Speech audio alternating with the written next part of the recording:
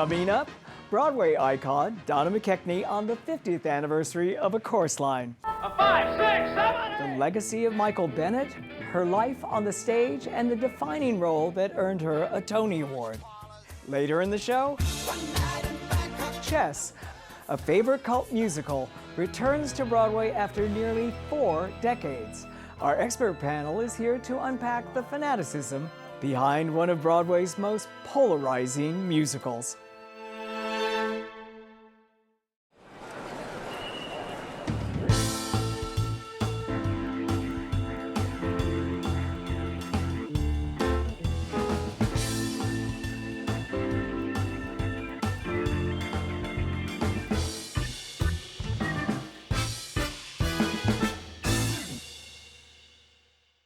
Welcome back to Theater All the Moving Parts.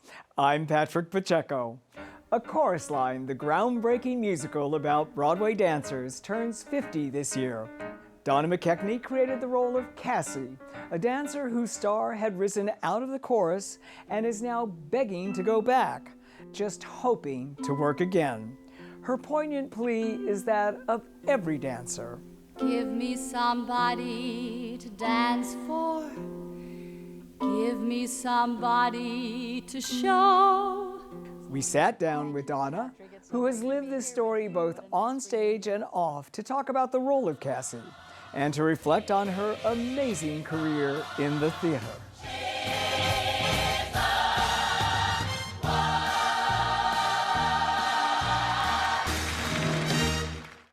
Welcome, Donna, to Theater All the Moving Parts, and it is such a delight to be with you 50 years after your Tony-winning triumph as Cassie in Chorus Line. Thank you, Patrick. It's so great to be here with you. What a nice reunion. 50 years later, how does it feel to hear those opening vamps by Marvin Hamlisch of A Chorus Line? Well, if I'm not careful, I start moving. I start moving to it. It's like muscle memory. Ba-da-dum.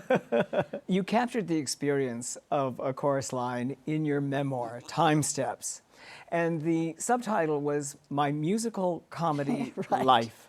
Little ironic, I think. That was my sense of humor, because when I first came to New York, we had talked about it when 1959, actually, and then 60. When I started auditioning, it was musical comedy. Mm-hmm. It didn't have the rarefied air of musical theater yet. And it was enormous and so entertaining and just so, it was fantastic. That kind of recaptured it for me in my imagination that time. And also because in reality, if anyone has a career that can last, you go through, it's always wonderful in a way, but it's painful. You have to deal with rejection, ups and downs, like in anybody, in any business, I guess. You captured that very, very well. You met Michael in the 1960 pop television show Hullabaloo. Right. And then, of course, you worked with him in Promises, Promises and in Company. Yes, yeah. And soon thereafter, the business basically said, well, Jerome Robbins has Cheetah, Bob Fosse has Gwen, and Michael Bennett has Donna McKechnie. Well, that's quite a compliment, you know, because we were friends and, you know, dancing in the ensemble on television. And then when Promises was his first big hit, right, and I had auditioned for David Merrick and wasn't dancing in the show. I was playing a smaller part, a secretary. There were a few of us. Bob Moore, our director, said, this show, I got to cut a half an hour. And of course, the parts that got cut, you know. Right. And I thought, oh my gosh, I'm out of a job. And then Michael, of course, having the background with me as a dancer, said, I know what to do. I know how to fix this. So he kept me. He told them to keep me on. And then he choreographed, he and Bob Avian stood in front of that little skinny mirror at the hotel room, you know, on the back of the closets, and they started doing this. We're talking about Turkey Lurkey Time. Yes, I'm sorry, yeah, Promises, Turkey Lurkey Time.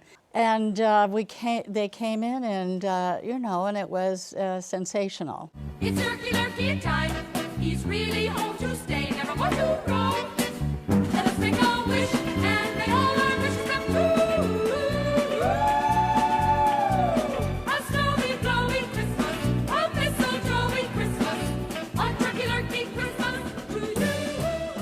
was the first time that we really were on Broadway together in a good way. Early on in your career, I think you were doing a Millikan show Yes. with Michael. And Bob Avian, his co-choreographer, said, "This girl is driving me crazy. She's not doing it like anybody else." No. Yeah, and this came and in. Michael said, And Michael said, please. leave her alone, don't bother, let her do it. And this became incorporated into Cassie That's right. in a chorus line. And by the way, I had no idea at the time that I was driving him crazy. And I didn't know that Michael said leave her alone either. But that is one of the elements that he gave to the character Cassie, and as he did with so many characters, little things in his life, which I think was great. I mean, to see him, use all this information. So that was one of her qualities, that she couldn't do it. She wasn't trying to be different, but I always thought, well, if you hear something in the orchestration, let it affect you, make it alive. Was this the beginning of the Donna McKechnie style? And how did Michael help shape that style, whether it was the head cock going back, which also comes up in the chorus line? It was also not setting things. So he knew my dancing. We both had ballet training, jazz, and when we came to New York, we both admired Jerome Robbins, the way he choreographed, the character-driven, so it kind of made sense. I would do anything for Michael, and he, like he did with so many people, he was a true collaborator. So he wouldn't try to stop you from inventing things. He would encourage it. You mentioned that you had similar styles. In fact, once when Michael was asked in what style he danced, he said, "I dance like a male Donna McKechnie." Oh, okay. Wow. Does that sound familiar to you? I think I read that somewhere.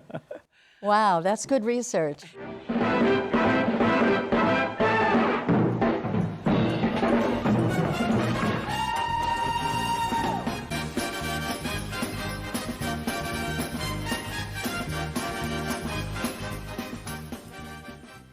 Once, of course, you became Cassie in a chorus line. Your character was so fused with yourself, and people assumed that the Cassie in a chorus line was who Donna McKechnie was. Yeah, well, that's the risk you take when you say this is based on the truth. Right. And in the beginning, I kept saying, no, that's part of, I relate to it, but it's not. But then I thought, I'm not going to get into these debates about it. It's just whatever it is. However it affects you, that's fine. In 1974, when the show began to be developed, who was Donna McKechnie? Were you uncertain in your career at the time? Were you somewhat aimless? Because you came from Michigan, you were incredibly ambitious. Yeah, I was ambitious because I had to survive on my own. Yeah. You kept saying, I'm going to be a star by the time I'm 22, and then you kept moving the goalposts. Well, that's Priscilla Lopez. She came up with that line, and we all said that at that time. We all had these goals. And when Priscilla revealed that feeling that she had, we all identified with it in the sessions. So when everybody identified with anything, Michael said, well, that's in, that we're going to keep that in. But yes, we had career goals, age goals. And you particularly had one, and you were outspoken in many times. You were very, very ballsy when they tried to. What happened? When they tried to cut out TikTok in Company. It was Company. In TikTok in Company, you came to Hal Prince, it was the director. I was desperate. And you said, I'm not leaving this stage until you tell me you know how to fix this and keep this number Can you believe in. that? No, I admire it. Yeah, it honestly was, I felt like it was a life and death situation. I don't think I'm in that survival mode anymore. I hope not, but I knew from working on shows, enough of the shows, especially with Michael, that this is going to be a very important show. And I want it to be just tossed aside and And they said, well, just make it a rock and roll number. And I said, no, I've done that, you know. I know it was ballsy when I think of it. It was just, and Sondheim was standing there. And I said, we could reprise some of the melody from the other songs. And he said, I don't want reprises in the show.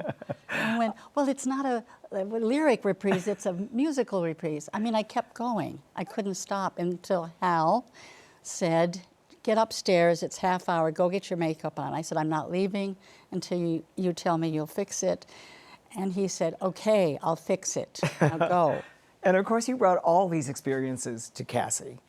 Yeah. In what way are you not Cassie, or were you not Cassie at the time that you created Cassie? Oh, I certainly related to it, and I knew that each of these characters was going to represent something really that we all had experienced to some degree or another. Mm-hmm. And this character was really the second chance character. Mm-hmm. And I certainly related to it because going through those times, I mean, I was the all or nothing girl. Mm-hmm. You know, when everything was great, I went, okay, this is my life. And then when I didn't get a job or I hadn't worked in a few weeks or a month or so, I would just feel defeated. It was just all or nothing. And that was a lot of therapy that I had to go to kind of straighten myself out. So this part was certainly, Michael and we both used our own, you know, experiences, but there was one situation that really was the core of this character, which was Michael having to reject this wonderful dancer, performer, because she had done a movie and he didn't want to hire her because it would remind him of failure. Right. And he was very courageous to tell us that, to share that, because it's not a really wonderful quality, you know. But he was ambitious and coming up, and didn't understand why she would want to come back in the chorus. Were you more ambitious? Because I would have been the other way. I'm not doing the chorus anymore. That's it. Well, yes, exactly. You But I always did say wanted- that to Yes. a foolish extent, really, because How to Succeed was a great show, and I was really lucky, as you say you were when you first came. And it enabled me to study acting and singing, and you know. And then I went, okay, that's it. I'm not going to get labeled as a chorus dancer, so that's it. I mean, I did the show for 2 years. I was 20, and that was it. And you were going to go on from Yeah, there. and It was I- only going to be featured roles from Yeah, now on, yeah, and then yeah, it's going to yeah. be stardom. That's it. One of the interesting things about the evolution of Cassie as a character in these now legendary sessions in which everybody went around the room in these circles and Right. talked about their experience, Michael didn't ask you at first. He kind of kept you apart. Yeah. He wanted to keep you on a pedestal. I think so. I don't know for sure. That was my question. My question was, Yeah. why did he keep you apart in those sessions? Was it because he already had a conception in his own head of Cassie and didn't want it to be disturbed, or he had a perception of you and didn't want it disturbed? You know, that, I don't know. That's the first time anyone's ever put that to me. I'm not sure about that. I think he might have. Mm-hmm. You know, because in the show he left me alone. I mean, during rehearsals and the workshops, and I thought maybe it's that thing that that some directors do, and when you're supposed to be the outsider, he's not going to relate to me and make me feel, you know. But maybe that was because I was part of that their early talks. You know, I appreciated being included, and so I knew that he was doing a show about dancers, and he said, I want you to be in it, and I said, well, hurry up because I'm already 30, so. Yeah, You yeah, I know. think you were about 32 Yeah, in yeah, 74. yeah. So I think you might be right. I mean, maybe that was, you know, because this one experience where he had to reject this young woman, it had a strong effect on him. You were sort of isolated from the other dancers in many respects. He was trying to create this big 11 o'clock number for me, and it was going to be a solo. It's like a therapy session for Cassie, right? she starts at the beginning of it, and, Well, I and think- by the end of it, Yeah, she but comes to a realization. What I love about the number and the way Michael built it and Bob Avian, they always did this with numbers. They believed in the beginning, the middle, and the end. So it has its, in theater terms, it has its arc, it has it goes somewhere and something happens.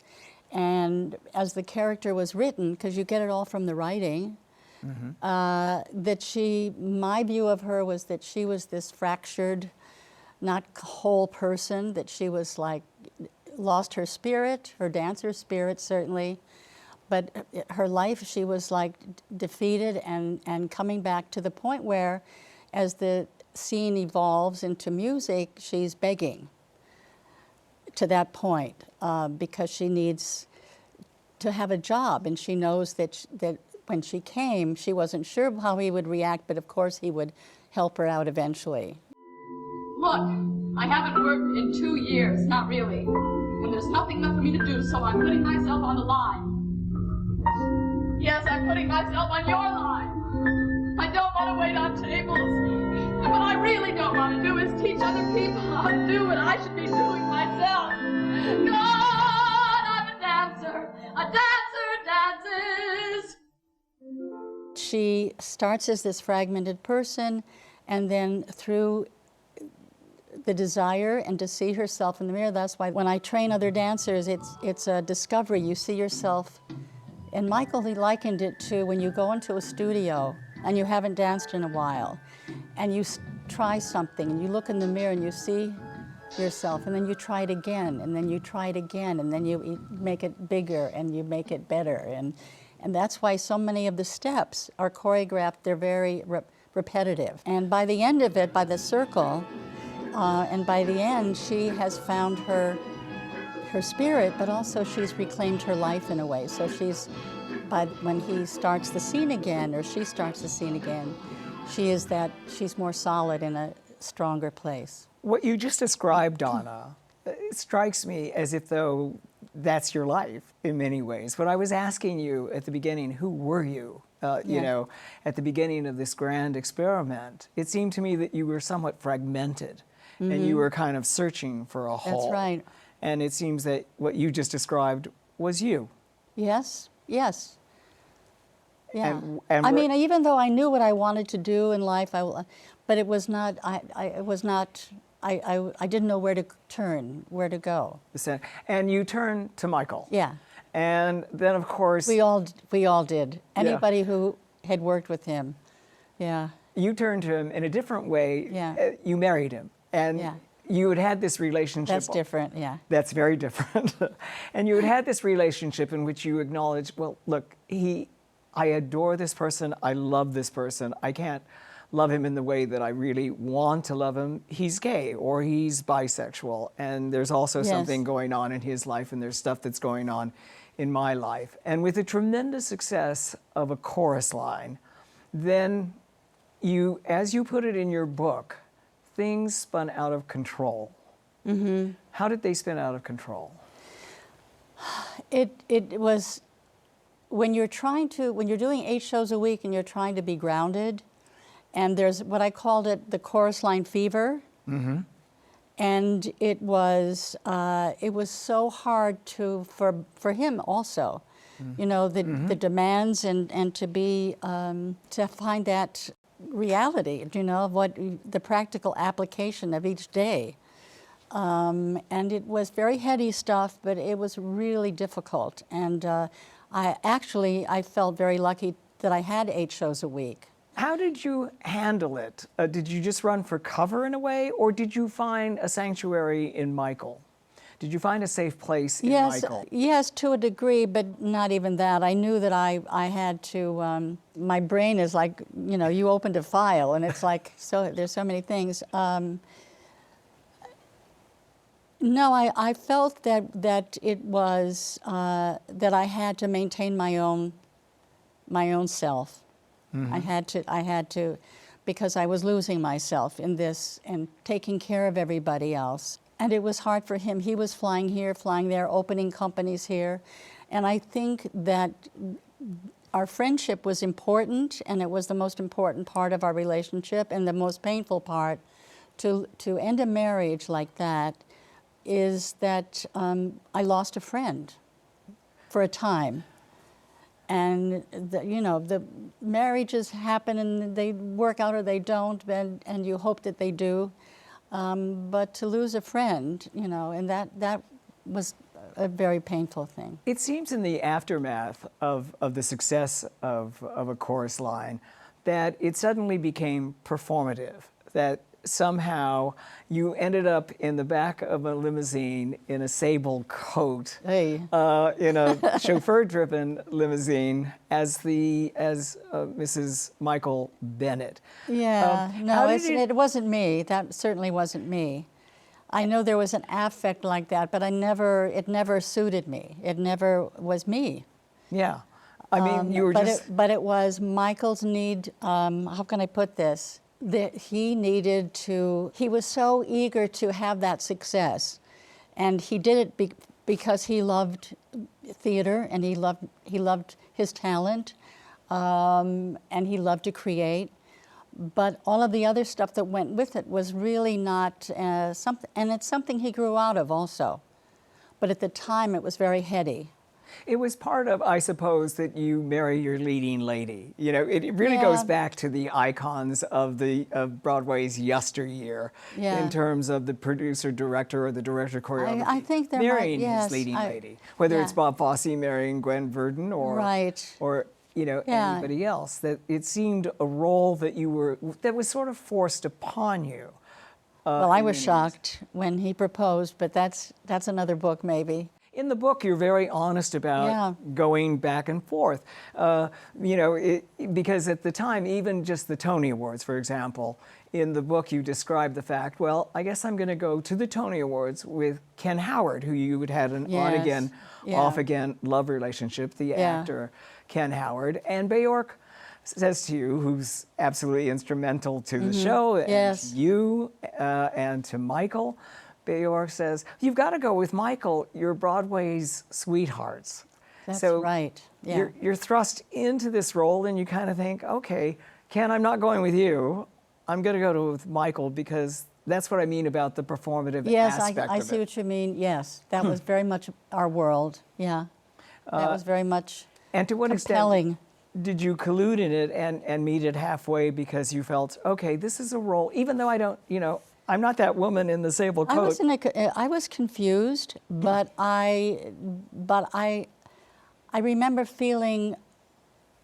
Also, I was very confused about Ken. It was like, and all of the work that we had gone through, and it was like I was losing my grounding. And I think, and that's not why I did the things I did in life, but it had an influence, and it was very, a very, very heady and powerful thing at the time, and easy to say yes to him. I would have done anything for Michael. I mean, he gave me one of the greatest gifts.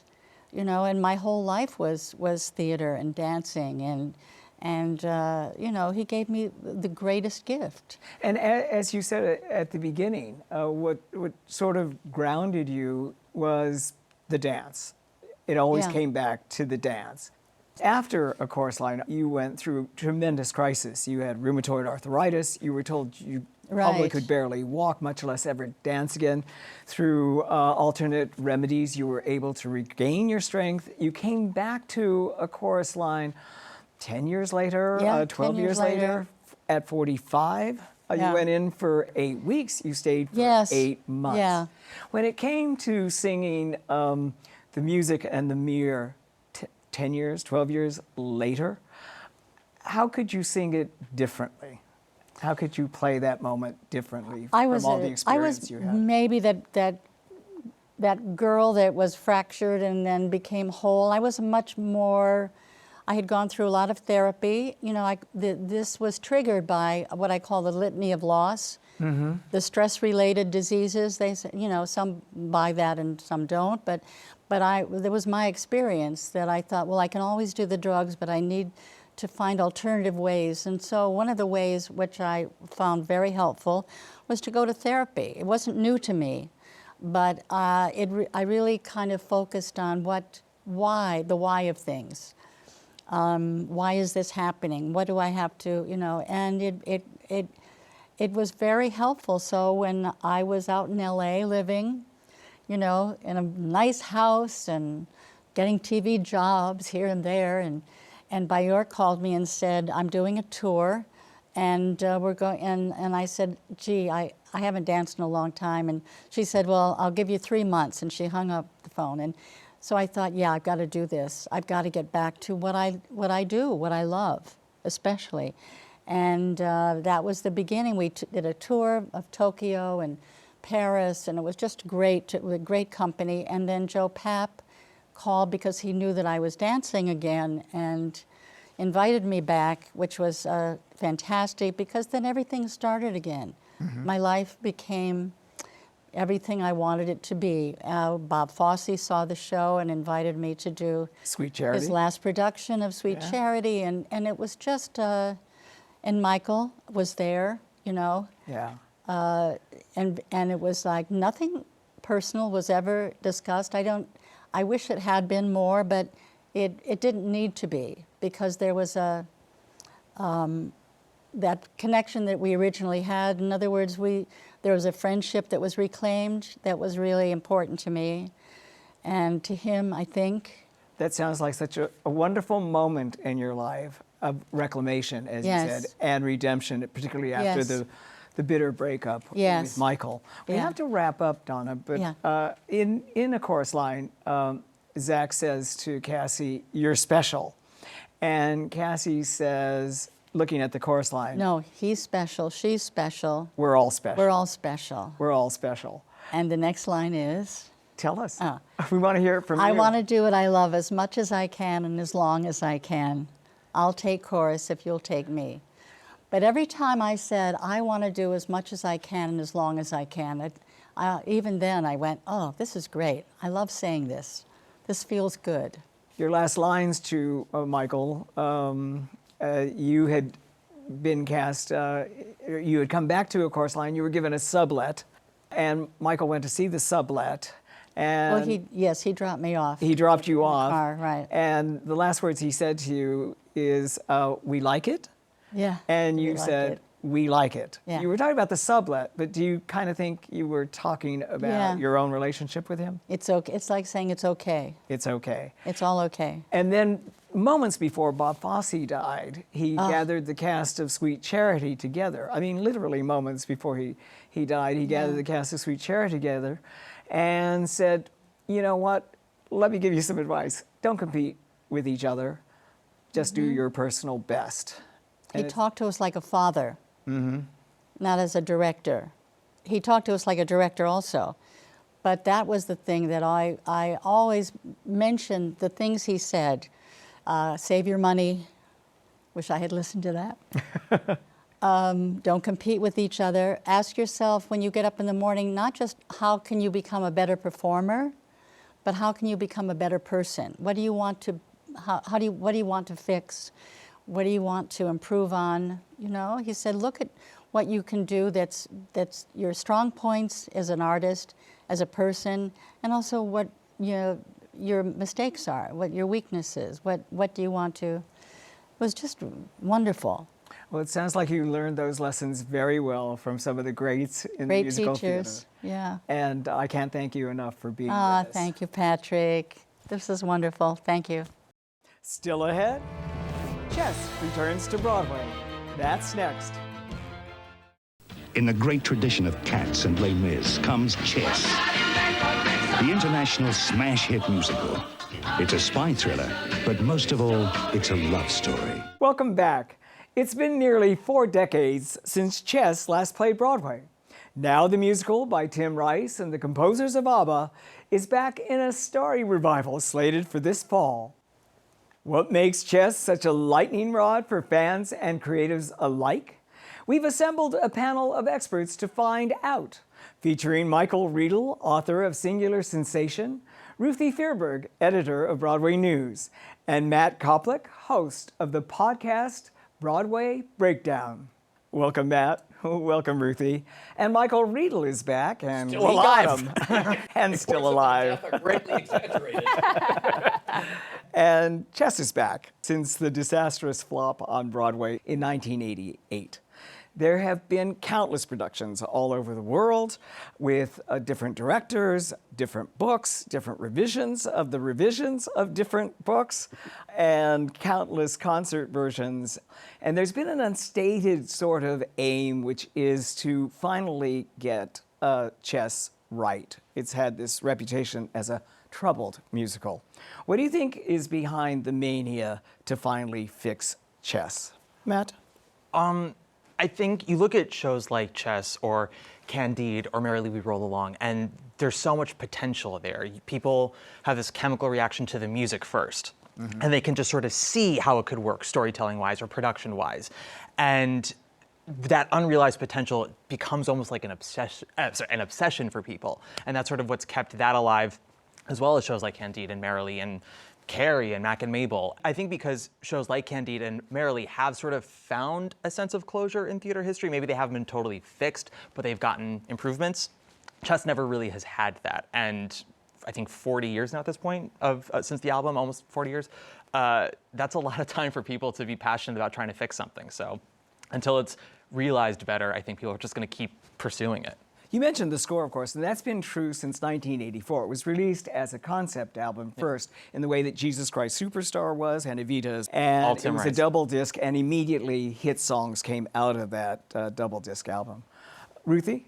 Well, I mean, I completely agree with Matt that it starts with the music, but also that impossible dream of like, can we fix it? Can we fix it? I think Maria Friedman did fix Merrily. I think that was like asked and answered now. But I also think that it's not just the public's obsession with can we get this right and unfulfilled potential. I think it's specific to Tim Rice. I think he had an idea back in 1981, and he wants to see the thing he imagined, and he knows what it can be, and he hasn't quite gotten it. And it's his white whale. He wants to get it right. And I think when you have music by Bjorn and Benny of ABBA, that, by the way, sounds just like ABBA, then you have a whole global audience who wants to continue to hear the music. So we're willing to go along this ride of like, okay, I'll hear the music in this context. I'll hear the music in that context. Right. You brought up a good point, which is Tim Rice's White Whale, right, Michael? Right. No, I agree with them. I mean, it's the score. The score has kept Chess alive all these years. And yet, it's funny that Tim is back with this show, because he told me many, many times over the years, he said, you know, I think Chess works without a book. He said it works best in concert form. And when they did it at the Royal Albert Hall, I think, and other places, he's just like, I'm done with the book. Let's just do it as a concert, and that's how it works. It's a great pleasure to be here at the Albert Hall in a concert version of a show I wrote or began writing with Bjorn Ulvaeus and Benny Andersson about a quarter of a century ago. And I think at last we're getting it right. Now, it's going to be tricky, I think, because does the Cold War really resonate with anyone anymore? We'll get to that, because it absolutely is contextualized by the era that it comes back. I think that we have to describe what the plot is about. Chess is about a love triangle set against the backdrop of Cold War international tensions, involving an international chess championship pitting a young American master, Freddie, against Anatoly, a Russian one. They are both in love with Florence, an Hungarian emigre who is Freddie's manager. The gamesmanship is not only on the chessboard, but also includes other political pawns, such as Anatoly's estranged wife, Svetlana, and Florence's father, a prisoner, who may or may not be in this new production, which we're now going to talk about. After that plot description, I'm just going to stay home and listen to the album. Which one? No, I got to say, the original album, the concept album, is the best. With Murray Head singing One Night in Bangkok. That's the best album. I mean, here we go again on Broadway with a new director, Michael Mayer, who also directed a concert version, basically, at Kennedy Center in 2018, with a different cast. The cast now is Aaron Tveit as Freddie, and Lea Michele as Florence, and Nicholas Christopher as Anatoly.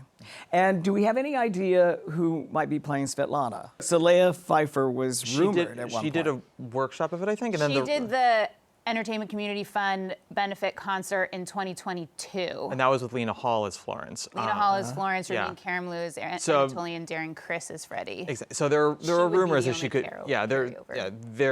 There are rumors that she would be doing it. How but about nothing's Elaine announced yet. Page? She might be a little old for the part. But- Elaine Page was in the original London She was, production. absolutely. And the concept album, yeah. Right. But let's talk about the character of Freddie, which is a really difficult one because through the permutations, he has been diagnosed as bipolar, as schizophrenic. He's a temper tantrum throwing, sort of ugly American who is boastful and egomaniacal and not particularly sympathetic.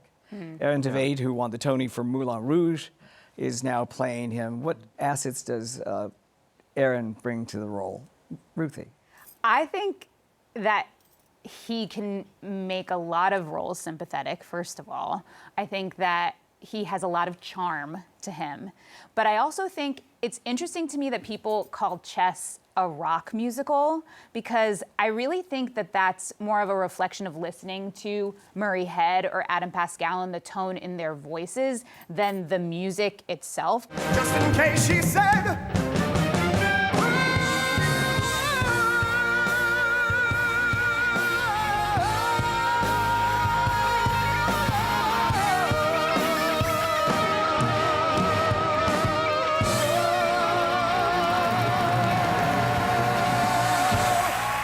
I think it's a pop musical. Like, ABBA is not a rock band, they're a pop band. I think you could call it an opera or a chamber musical.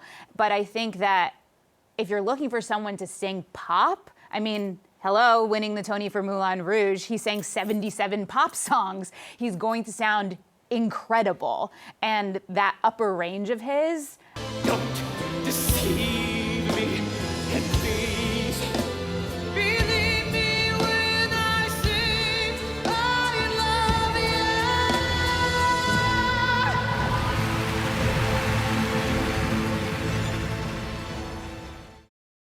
Vocally, this production is going to be pretty incredible because you have Aaron, you've got Nick Christopher, who I am excited for the world to see because 100%. anyone who saw him in Sweeney Todd or Jelly's Last Jam, I also saw him opposite Sherry Renee Scott in Little Shop of Horrors. The man is funny. Not that there's much humor in Chess, but maybe he'll find a joke.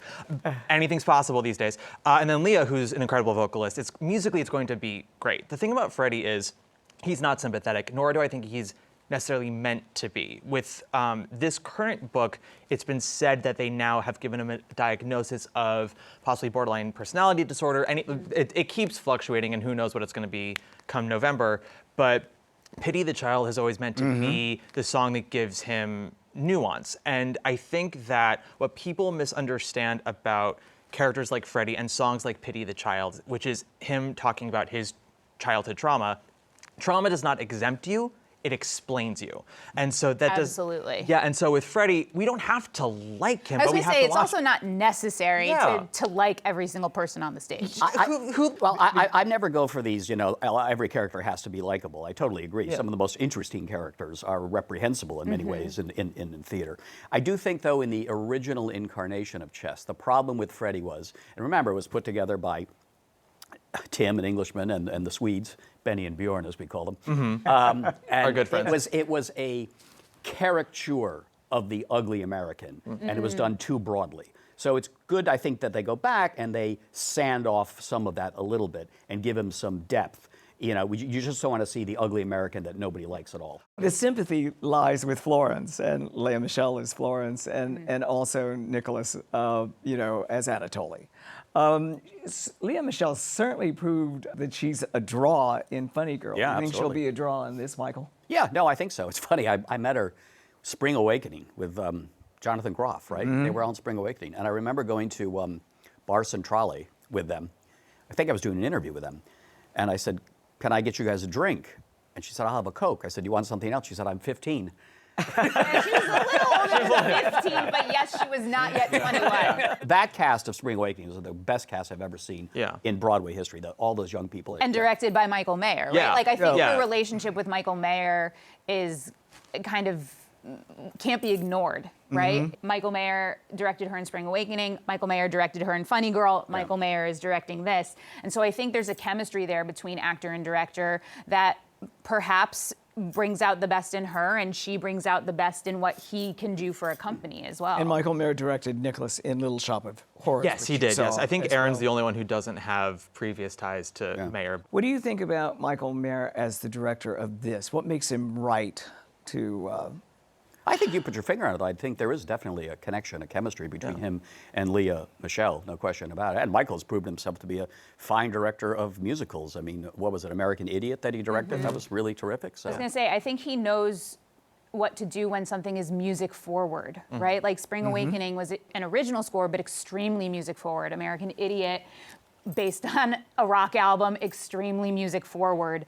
I think he knows how to let the music shine. And I also think that perhaps we are going to get some of the original vision that Michael Bennett had when he started as director of the original West End production of this really, for the time, technologically advanced production with all of these video screens. I mean, the fact that there were going to be video screens in 1986 when it's kind of like the thing now. Does chess, because it's such a static game in a way, does that turn off the public to, I'm not that interested in chess, so I'm not interested in the musical?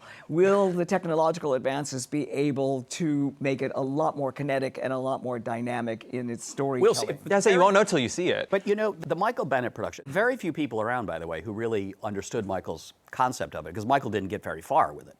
You know, he was went to, ill at the time. He went to London to just go into rehearsal to cast it. And then he had AIDS and he got sick and he just disappeared. He died And in then 1987. He died, at 44 years old. Unbelievable. And I remember when I wrote the chapter on chess for my book, Razzle Dazzle, I talked to John Brelio, who was Michael's lawyer, and Robin Wagner, who did the sets. And they told me he saw it as a James Bond movie. The intrigue, spy, Cold War, but the action of a James Bond movie that just happened to be set around the game of chess. And that was the original concept. So it was going to be very slick and sleek. Right, and I think that's something that was very key is Michael Bennett was a director-choreographer. And the people that he cast, he took some of the dancers from Cats, right? It was supposed to be, those chess matches were supposed to be almost a ballet. Now, something that is really key to this production is that Lauren Lattero is choreographing. Right. And she knows choreography, she knows dance vocabulary, she comes from the school of like she was a Fosse dancer, so she really knows story. And I'm interested to see how Michael and Lauren collaborate to perhaps give us more dream ballet sequences in those chess sequences or beyond. And I think with chess, though, I think if you're going to keep the audience on board, as Michael Bennett would have hopefully done, is just keep the action flowing, especially because there is so much story. You have to just keep it going. Because it comes out of the British mega musical tradition, and consequently, it was humongous. And interestingly enough, throughout its permutations, it has been done both at the London Coliseum with a cast of 33 and an orchestra of 70. Right. And then Tim Rice did his own production off Broadway in 1992 with a cast of 14 and an orchestra of 5 musicians. So there's always been this idea, intimate or huge. And we'll see what Danny Strong's book does for this new production. Now, they did a 2018 concert version with Michael Mayer directing that as well, which got a fairly mixed review from Peter Marks. We'll see if they've been able to remedy that. Well, Danny was also the writer. I don't know how much tinkering they did from 2018 to 2022, that Entertainment Community Fund concert, but Danny was consistent at least from one major concert to another. Michael, why do you think that Tim Rice considers chess his all-time favorite musical of anything he's ever written? I think there was a great deal of ambition there. And I think he had a great time working with Benny and Bjorn and Elaine. And remember, he was, in love with Elaine Page, and he wrote this show for her. And Elaine told me that they went to Benny and Bjorn's studio in Stockholm, and she said we were there working on the songs and recording stuff for about 2 weeks, and she said it was the best 2 weeks of my life. She said Tim was happy, I was happy, Benny and Bjorn were firing on all cylinders, these gorgeous melodies were coming out, Tim was writing these beautiful lyrics. I mean, I happen to think there is no better lyricist for women than Tim Rice. I mean, I think songs like I Know Him So Well, Another Suitcase in Another Hall, he writes beautiful songs for women because he had quite a few of them in this day. But in the end, he needs a little bit more than me, more security. I know him so well.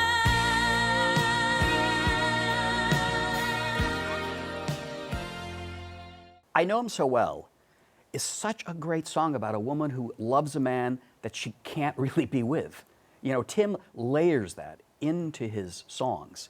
And Elaine was the inspiration for so much of the show, and it was a very, very happy time in their lives. The sadness of it was when it failed, it was a terrible time in Tim's life. Right. It devastated him. He said he almost left the business after that, and I think he went on and did Disney films for a while after that. Bjorn was so burned by the failure of Chess that he almost didn't give Judy Kramer the rights to do Mamma Mia. Yeah. He was very, very cautious about going back in, but... Judy Kramer, the producer of Mamma Mia. Judy Kramer, the producer But remember, of Mamma Mia. Judy was Tim's assistant on Chess. Yes, Yeah. that's why she Yeah. knew Benny and Bjorn. She knew them. They knew she was the kid. She was the kid on the production. Everybody loved her. Yeah. And- She told me she worked with Michael Bennett a little bit. She said it was the most exciting time, the couple of weeks that he was in London. They'd go to his house. I think he was renting John le Carré's house. And she said every night was great fun. And Michael would jump up on the table and show the movements he was going to do. And she said it was just thrilling, the energy, the creativity that he had. Because it is so political in its storytelling, what affects how it is received is the time that it comes in. And obviously in 1984, when the concept album came out, Ronald Reagan had declared Russia the evil empire, or the Soviet Union the evil empire. Then in 1989, obviously, the Berlin Wall fell, and they actually made adjustments in Chess to accommodate the fall of the Berlin Wall and the fall of the Soviet Union. How do you think it'll be received in this era with Putin and Trump and U.S. and Russia relations? There can be a confusion about how an audience might receive it. Will they receive it as a battle cry for this time? Will they receive it as an escapist entertainment, or will they receive it as something that's kind of too difficult to confront right now? And I think that what this production is smartly doing is they're marketing their three, young, let's call it like it is, attractive leads with a very sleek marketing campaign of like, come see Chess, this is the sexy Chess. And hopefully bring people into the theater and then surprising them with meat on the bone with this material. Whether audiences respond in kind to that or not remains to be seen. I think it's also very clear from the marketing that they're selling the story of the love triangle more than the politics. They've literally formed a triangle out of the three of them in that photo. In terms of relevance to today, it's not that what's going on in the world doesn't matter. Of course it does, and it impacts audiences on how they walk in. But I think that if you set your story in a time, establish the rules of that time, what it was like at that time, then we can go on the journey with you, whether we're experiencing that in our world or not. Which is why when people say that, in '88, Chess on Broadway failed because the Soviet Union and the United States, relations were starting to thaw, and then the Berlin Wall came down, and then you have no musical anymore. I'm like, You're reading too much. Yeah. It's not that distant a history, first of all, but also, even if it was entirely made up, right? Like the Montagues and the Capulets, we get it. They hate each other. We don't have to know the Montague family and the Capulet family. So Chess didn't fail because the Cold War was over. It failed because it had a terrible book and it was really It failed boring. because it was 4 hours long and the set looked like a parking lot. A difference of today going back then, yes, Ronald Reagan saw the Soviet Union as the evil empire. Trump and Putin seem to be best friends. Yeah. Well, and what is Freddie's last name? Trumper. Trumper. Do you think there was any discussion about actually changing the character's name? I'm sure there was at some point, and they just went, everyone knows it by this point. Why just keep it? I'm sure they would piss off a bunch of chess fans for like, how dare you change the iconic name of Freddie Trumper? Well, I think that they were wise actually not to modernize it or not to try to address the changes in the relationship between Russia and the United States. At one point, I think Tim Rice actually set the show in 1972 because he had been first inspired by the Bobby Fischer, Boris Spassky chess match at that time. Yeah. But I think it's very smart to just let it roll off the bat. I think so whoever keep it in this day and age, and you know, they'll and deal with aside it. from selling the sexy young cast, I mean, you have this fantastic score to sell too. And that's the only reason why people still pay attention to chess is because of that great score. The pop is the electronica of the music. I really do. I think it's like that music sounds really 80s. Place it in whatever time you want. There's so much synth.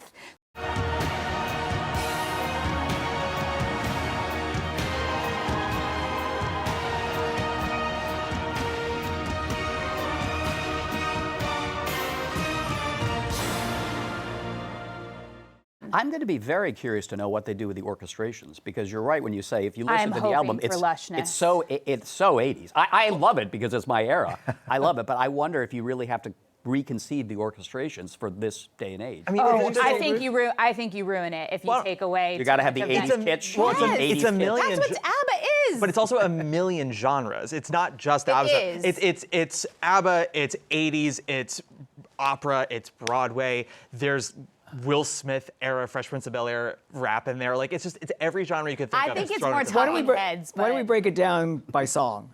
What you just said, Sure. Matt. Just break down the genre and the song that relates to that particular genre. Well, One Night in Bangkok is just a great pop. That's what I'm thinking a of. great pop hit. Bangkok, Oriental setting, and the city don't know what the city is getting. The creme de la creme of the chess world in a show with everything but Yul Brynner. I would open with One Night in Bangkok, because when you listen to that original, it's almost like the orchestra is tuning up before the theme begins. And that's Freddie's boom, that song, takes is it off. That is not? Freddie's song, and that has also moved around a lot. In Broadway in '88, I believe that was towards the end of Act One, but it has opened Act Two in But other I versions. was brought gonna up say, the opening of Act. It's often the opening of Act Two. Yeah.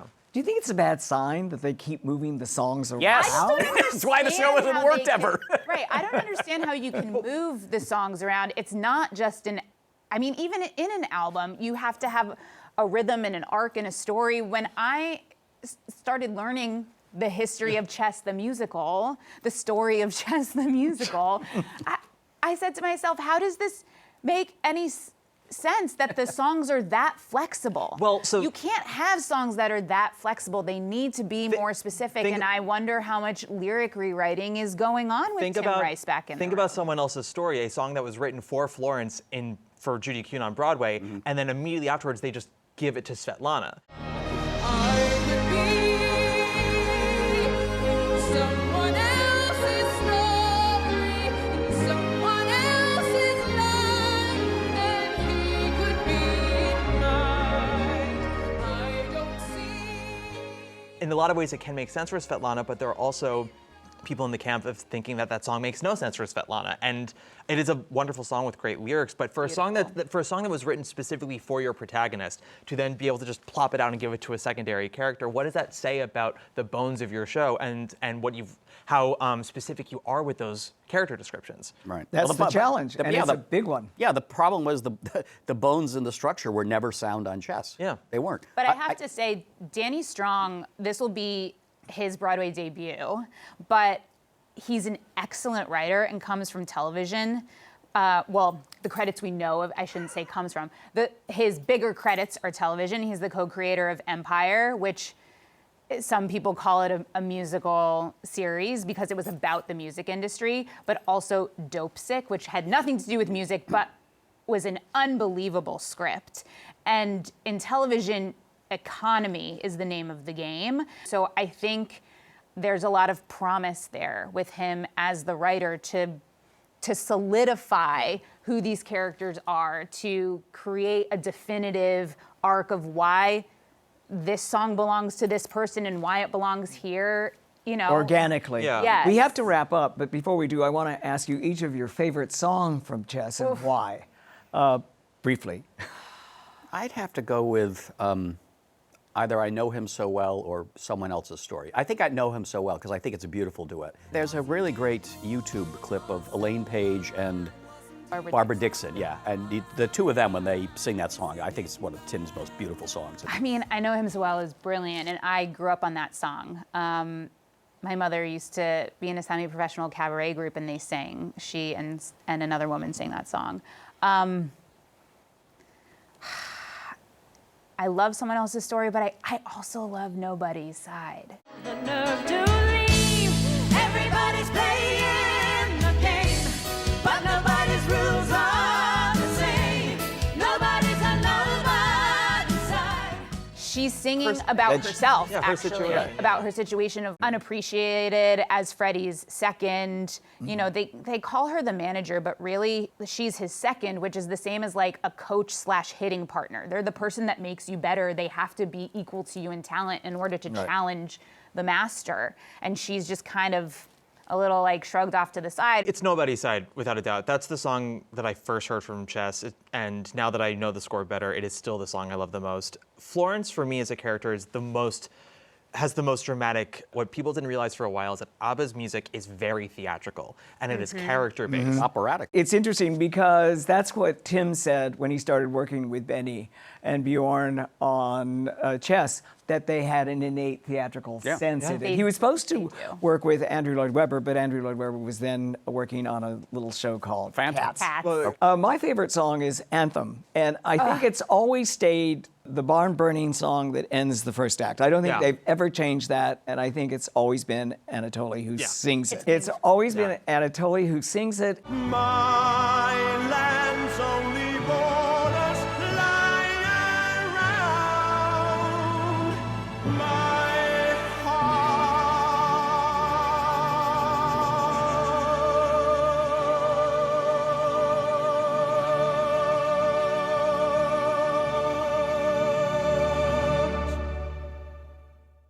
It's a beautiful song, which really basically announces the theme of the show, I think, which is no borders. And in an age where current conflicts that we're in are territorial, whether we're talking about Ukraine and Russia or talking about Gaza and Israel, in an age where territory has reached such a fever, a song about no borders, no territory, that the borders are truly around the heart, which is what he sings, is what the show ultimately is about. So thank you very much for joining us, and we hope to see you again soon. Thank you.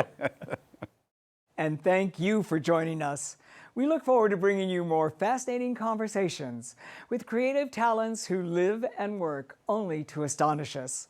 Be sure to download the new CUNY TV app to watch all of our exciting and provocative shows, also available on YouTube. I'm Patrick Pacheco.